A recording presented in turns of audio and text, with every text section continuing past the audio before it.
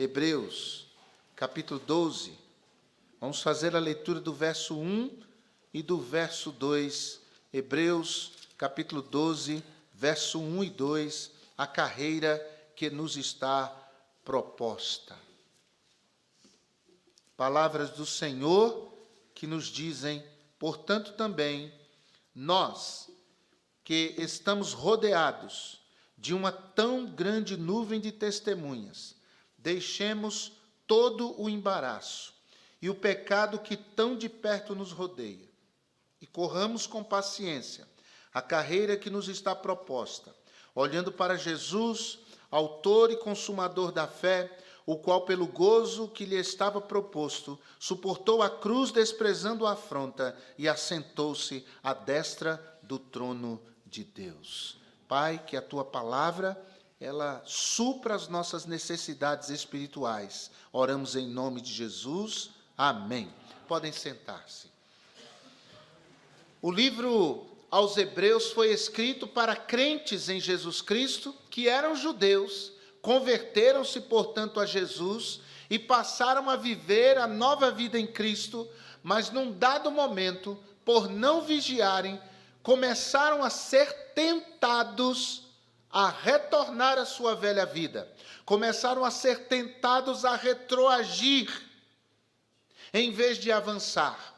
Começaram a ser tentados a voltar a observar os costumes judaicos, a observar aqueles cerimoniais judaicos, a voltar a praticar as leis da primeira aliança. E, portanto, o livro é escrito para incentivar esses irmãos, falando da superioridade de Jesus. Todo o livro de Hebreus fala que Jesus é superior, fala que Jesus é melhor, fala que não há ninguém comparável a Jesus. Então, o autor aos Hebreus diz que Jesus é maior do que os anjos. O autor aos Hebreus diz que Jesus é maior do que Moisés, que Jesus é maior do que a velha aliança, que Jesus é maior do que tudo e do que todos, que Jesus é soberano, e longe de Jesus nós só vamos perder, mas perto de Jesus, em vez de retroagir, em vez de recuar, nós vamos avançar. E falem a verdade, nós somos tentados a retroagir. Todos nós somos tentados a esmurecer na nossa fé, somos tentados a deixar de caminhar, somos tentados a deixar de avançar. Irmãos, a palavra de Deus diz que nós devemos ser firmes, constantes e abundantes. Por quê? Porque ser firme, constante e abundante não é algo vão, porque é feito para o Senhor. O vosso trabalho não é vão no Senhor. E o autor aos Hebreus diz, portanto, meus queridos, corramos com perseverança a carreira que nos está proposta. Todos nós estamos numa corrida, todos nós estamos numa trajetória, todos nós. Imagine numa corrida, irmãos, alguns se machucam e param, outros se cansam e param, outros desistem deliberadamente numa corrida. Eu vejo a vida cristã dessa maneira. Quanta gente corria com a gente e não corre mais, quanta gente abandonou, quanta gente caiu, quanta gente retroagiu, quanta gente desistiu. Mas pela graça de Deus, nós continuamos correndo. Pela graça de Deus, nós continuamos no caminho. Pela graça de Deus, nós continuamos avançando. Melhores hoje do que ontem. Melhores amanhã do que hoje. É a dinâmica, é a carreira que nos está proposta. Características dessa carreira. Primeiro, essa carreira não é inédita. Ela não é nova. O autor aos Hebreus diz no verso 1, também nós, que estamos rodeados de uma tão grande nuvem de testemunhas. O que é uma testemunha? É alguém que viu algo, tem conhecimento de causa. O que faz uma testemunha? Testemunha. Diz aquilo que viu, nem mais, nem menos, apenas o que viu. E sobre quais testemunhas o autor aos Hebreus fala aqui? Quais são essas testemunhas que nos rodeiam. É só a gente ler o capítulo 11. É aquilo que nós chamamos de a galeria dos heróis da fé. Gente que veio antes de nós e gente que correu a mesma carreira que nós estamos correndo. Gente que foi crente num passado distante, que correu, que passou por lutas, mas que prevaleceu pela fé em Jesus Cristo e venceu. Essas são as testemunhas que nos cercam e são um grande estímulo para dizer: você está correndo essa carreira, mas você não é o único, eu corri também. Eu venci, eu prevaleci por causa de Jesus, então você vai prevalecer também.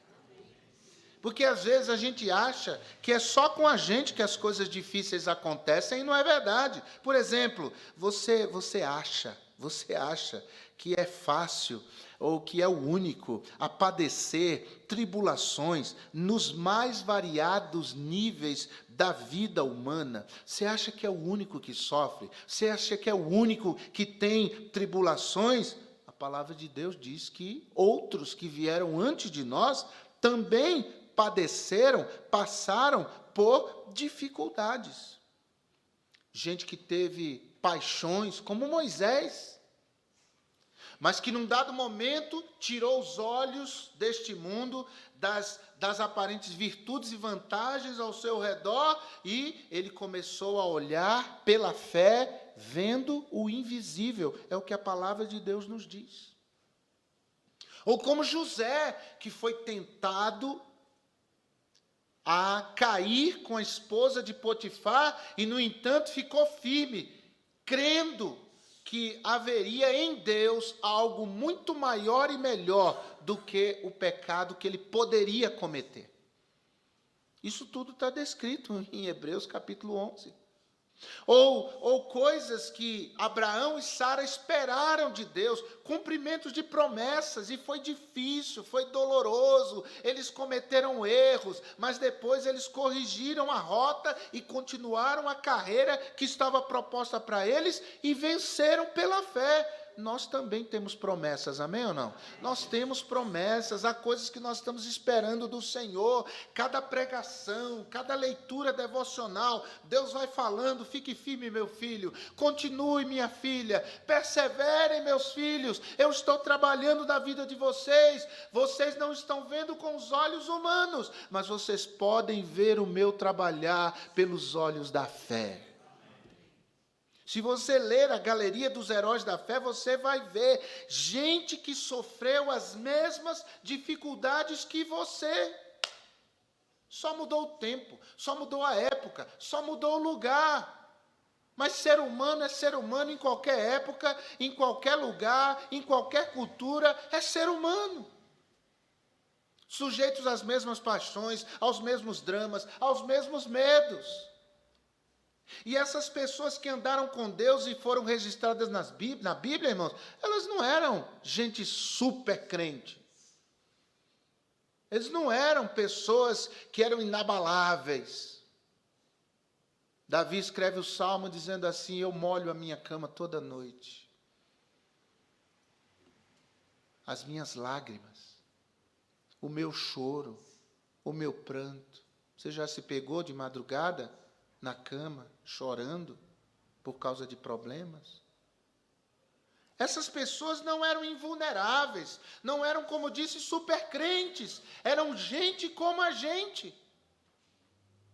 Mas eles puseram os olhos em Jesus, eles confiaram em Jesus, eles nem tinham respostas, mas eles continuaram caminhando a carreira que estava proposta para eles. E se eles venceram, os que vieram antes de nós, nós venceremos também. Louvado seja Deus. Mas essa carreira também, não só não é inédita, outros correram antes de nós e venceram. Mas essa carreira também, em segundo lugar, não é fácil. Versículo 1 ainda, diz: nós que estamos rodeados de uma tão grande nuvem de testemunhas, deixemos todo o embaraço e o pecado que tão de perto nos rodeia. Não é fácil, gente, por causa dessas duas coisas. Nessa carreira que nos está proposta, nós lidamos com embaraços e com o pecado que tão de perto nos rodeia. Não é fácil, não. Tem dificuldades, há desafios, há obstáculos. E eu acho lindo quando a Bíblia deixa claro isso. Não esconde nada de ninguém. Jesus disse, se alguém quer vir após mim, negue-se a si mesmo e tome a cada dia a sua cruz. Jesus tem cruz nesse negócio. Tem cruz nessa jornada. Tem dificuldades nessa carreira. E a gente precisa estar conscientizado disso. Eu já disse aqui algumas vezes que nesse texto a palavra embaraço significa peso. Significa alguma coisa que dificulta a sua corrida, dificulta a sua performance. E você tem que se livrar. O autor aos Hebreus diz, deixando todo embaraço. Um nadador, esses nadadores da Olimpíada, sabe o que eles fazem para melhorar a performance deles? A alimentação é diferente. Eles fazem exercícios físicos para fortalecer essa musculatura superior. Você vê que eles são todos aqui, tão largão, né? Aquilo é uma máquina de nadar. Fazem exercício, musculação, e tem nutricionista, e alimentação regrada. Mas não acabou aí. Eles têm que treinar horas, todo dia, horas, todo dia, melhorando o seu tempo, melhorando sua técnica, melhorando sua performance. Mas você acha que acabou? Não acabou, não. Sabe que os nadadores, eles depilam o corpo todo? Eles tiram todos os pelos dos braços, do peito, das pernas, tudo, eles depilam tudo, porque esses pelinhos, eles fazem atrito na água. Que loucura! Isso faz um atrito. E, às vezes, faz uma diferença de milésimos de segundo em relação aos seus concorrentes. Eles tiram todo o pelo do corpo. Vocês já notaram que eles usam uma touca? Para que aquela touca? Para não molhar o cabelo? Claro que não. É para não ter atrito com a água. O pelo do cabelo faz atrito. Então, eles têm que pôr uma touca. Isso ajuda eles a deslizarem com mais facilidade na água. Isso melhora a performance deles. Mas eles fazem sacrifícios, deixando todo o embaraço para eles serem nadadores melhores. É assim com jogador de futebol. É assim com corredores, é assim com qualquer esportista. Eles fazem sacrifícios e deixam embaraços. Embaraço nem sempre é pecado. Às vezes é uma jovem crente agradando a Jesus, andando com Jesus, aí aparece um bonitão na vida dela. Às vezes está até dentro da igreja. Mas ele não quer nada com Cristo, não quer nada com Bíblia, não quer nada com disciplina espiritual, não quer nada com as coisas de Deus. Namorar é pecado? Não. Mas namorar com uma pessoa que não tem o temor de Deus é um embaraço, vai atrapalhar a tua corrida. Você vai ter um peso ali, te atrapalhando. Fazer faculdade é pecado? Claro que não. Quanto mais estudar, melhor. Estuda, vai cursos, e pós-graduação, e doutorado, mestrado, pós-doutorado. Amém, glória a Deus. Os crentes são inteligentes, eles vão longe. Mas quando a faculdade começa a atrapalhar minha comunhão com Deus, ela se torna um embaraço. Quando a faculdade começa a mexer com a minha... Tem um pessoal, rapaz, eu estava dizendo isso para os jovens, esses dias na classe. Você vê um muçulmano, vai para a faculdade, o professor ateu, fala contra a religião, isso não existe, é coisa de ignorante, isso, aquele bombardeio da faculdade, termina os 4, 5, 6 anos de curso, terminou o curso, o muçulmano recebeu o diploma dele, ele continua muçulmano, continua crendo em Alá, continua lendo o Alcorão, continua exercitando as disciplinas espirituais deles. Nada muda a convicção deles. Aí vai o crente para a faculdade, 3 meses depois já está na igreja. Eu acho que Deus não existe, não. Eu acho que a Bíblia não é verdade. Ah, pelo amor de Deus. Faculdade é uma bênção, mas pode se tornar um embaraço. Então vá para a faculdade, mas o professor diz assim, eu não acredito em Deus. Aí você diz, mas Deus acredita no Senhor.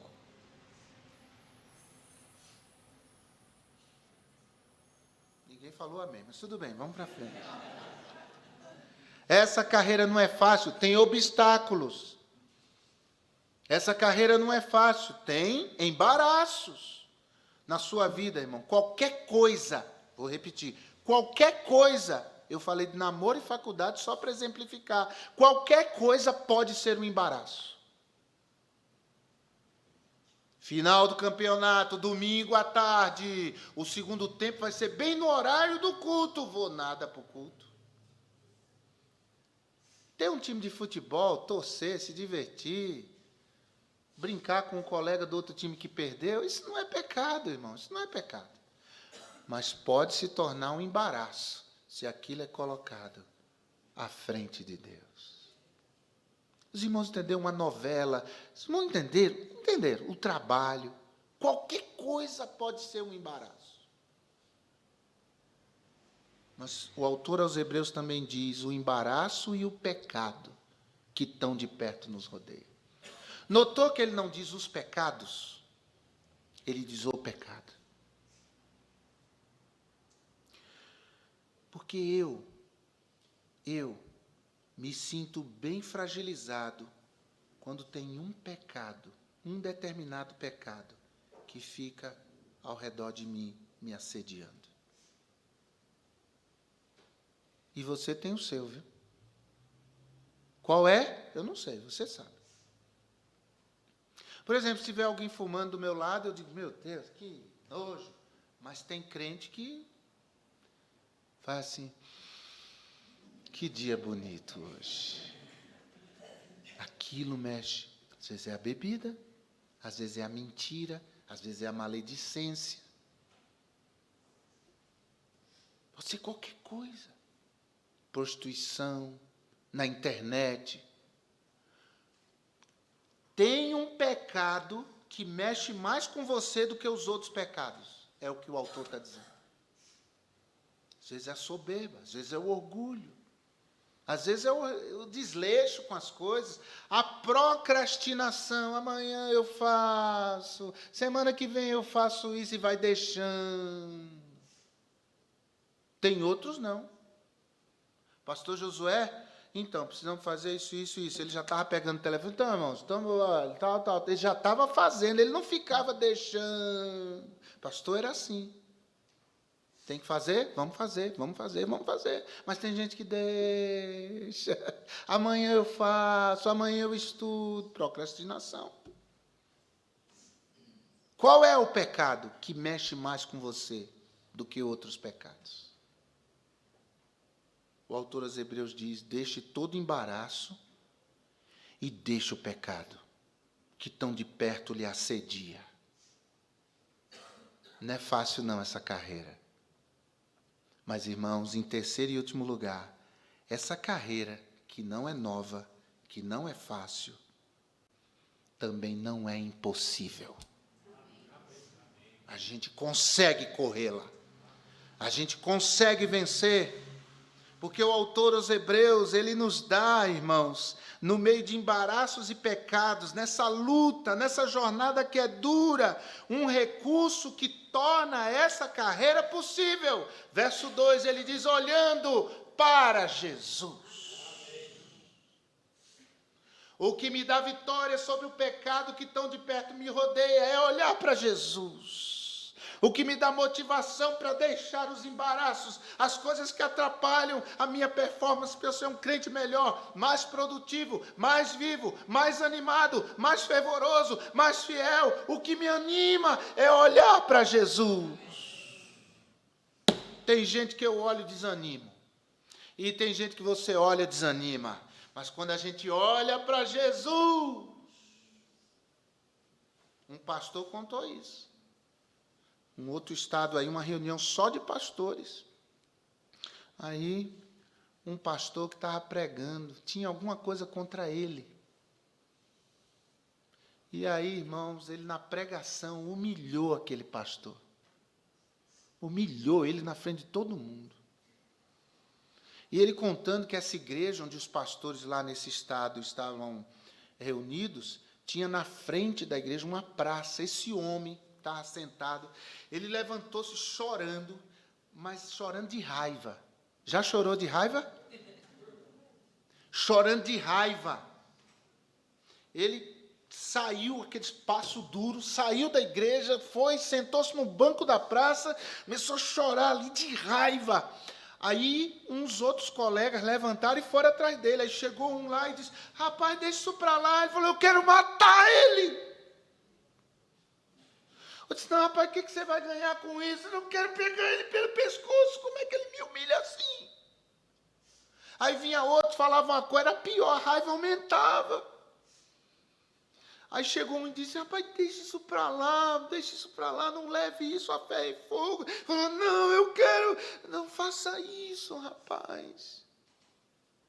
Eu não faço isso por nada. Aí o homem disse assim, mas nem por Jesus. Aí o pastor desabou. Falou, por Jesus tudo.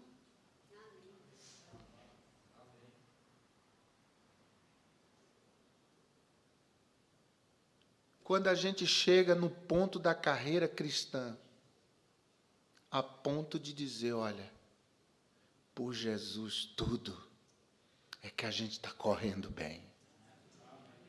É que a gente está tornando nossa carreira possível. Quando a gente diz, por Jesus tudo.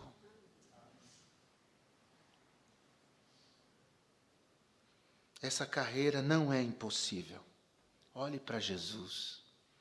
Ele é autor e consumador da fé, é o verso 2 diz. Então você está precisando de fé, de confiança, de ânimo. Olhe para Jesus. Olha o que Jesus fez. Você consegue olhar para Jesus e ver a sua fronte marcada pelos espinhos? Você consegue olhar para Jesus e ver suas mãos, seus pés com as marcas dos cravos? Você consegue olhar para Jesus e ver a marca do seu lado que a lança fez? É só olhar. Veja que ele não diz falando com Jesus. Ele diz olhando, é só olhar, porque olhar para Jesus e ver essas marcas, a gente diz, por Jesus tudo. Ai, embaraço para lá. Eu vou lutar contra esse pecado. Porque está olhando para Jesus. E é isso que torna a carreira possível. Porque talvez tenha gente que já desistiu porque deixou de olhar para Jesus. Que desanimou porque deixou de olhar para Jesus. Que abandonou porque deixou de olhar para Jesus. Que deixou de crer porque deixou de olhar para Jesus. Que deixou de jogar embaraços fora, porque deixou de olhar para Jesus, e deixou de lutar contra o pecado que mexe mais com ele, porque deixou de olhar para Jesus.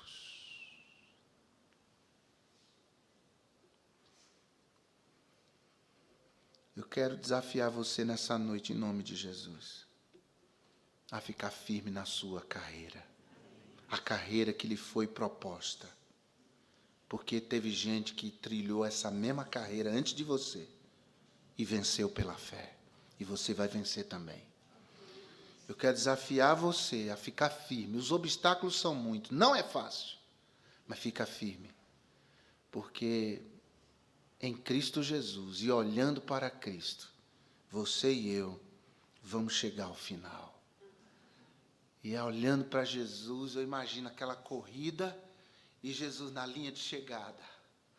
Jesus na linha de chegada, dizendo, vem, olha para mim aqui, ó, aqui, esquece as dificuldades. Olha para mim, esquece a gente que quer te desanimar. Olha para mim, esquece os maus exemplos. Olha para mim, aqui, vem.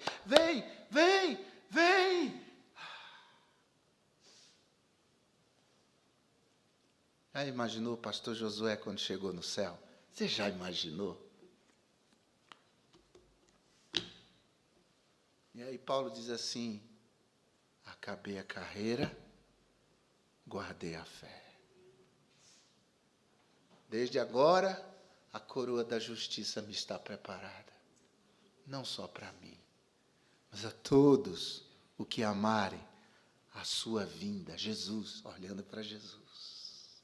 Esse vai chegar lá. E vai chegar lá de cabeça erguida.